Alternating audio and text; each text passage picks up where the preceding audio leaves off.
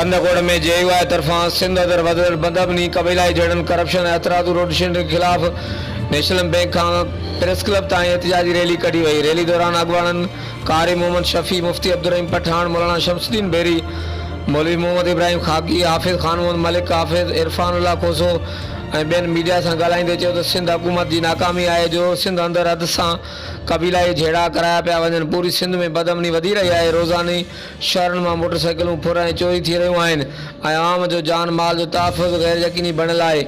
उन्हनि चयो त शहरनि अंदरि बग़ैर टाइमिंग लोड शेडिंग कई पई वञे, आवाम अज़ाब में मुब्तला आहे। उन्हनि वधीक चयो त करप्शन सबबि इदारा तबाह थी रहिया आहिनि। सिंध हुकूमत करप्शन करण में भाङे भाईवार आहे। उन्हनि आख़िर में चयो त 1 महीनो अॻु 9 ॼणनि खे शहीद कयो वियो, अॼु ताईं उन्हनि जो हिकु बि जवाबदार गिरफ़्तार न थी सघियो आहे। कबीलाई जहिड़नि में हितां जा बाअसर माण्हू मुलविस आहिनि ऐं हुकूमत उन्हनि ख़िलाफ़ कार्रवाई करण खां परभरो नज़र अचे थी। हर वक़्तु आगाहण लाइ ॾिसंदा रहो JTN वेब न्यूज़।